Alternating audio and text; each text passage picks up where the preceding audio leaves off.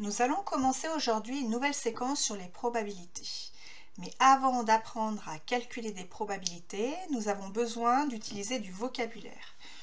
Et donc il faut d'abord définir ce vocabulaire de la façon suivante. Déjà, qu'est-ce qu'une expérience aléatoire? Donc une expérience est aléatoire lorsqu'il y a plusieurs résultats ou issues que l'on connaît mais dont on ne sait pas lequel va se produire. Un événement est un ensemble d'issues ou de résultats.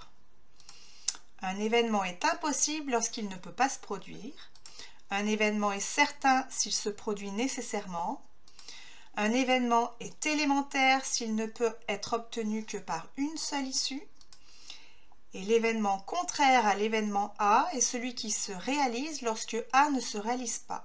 On l'appelle non A ou A bar. Et enfin, deux événements sont dits incompatibles lorsqu'ils ne peuvent être réalisés en même temps. Alors concrètement, si je prends l'expérience suivante qui est un lancer de dés à 6 faces. Donc est-ce bien une expérience aléatoire? Alors la réponse est oui, car on connaît les issues possibles. On va forcément obtenir soit le 1, le 2, le 3, le 4, le 5, le 6, mais on ne sait pas lequel va se produire. Quelles sont les issues possibles? Donc je viens de le dire, on obtient soit un 1, soit un 2, soit un 3, soit un 4, soit un 5, soit un 6. L'événement obtenir un 1 est-il un événement élémentaire? La réponse est oui, car il n'y a qu'une seule façon d'obtenir 1 avec un dé. Autre question, l'événement obtenir un nombre pair est-il un événement élémentaire? Alors cette fois-ci, la réponse est non, car il y a 3 issues favorables. Si j'obtiens un 2, si j'obtiens un 4 ou si j'obtiens un 6, j'obtiens bien un nombre pair.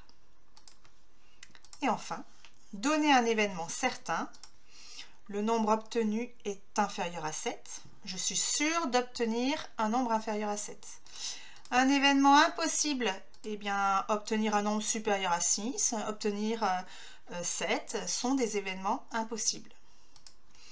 Donner deux événements incompatibles, le nombre obtenu est 6 et le nombre obtenu est 4 sont deux événements qui sont bien incompatibles parce qu'on ne peut pas avoir et l'un et l'autre en même temps.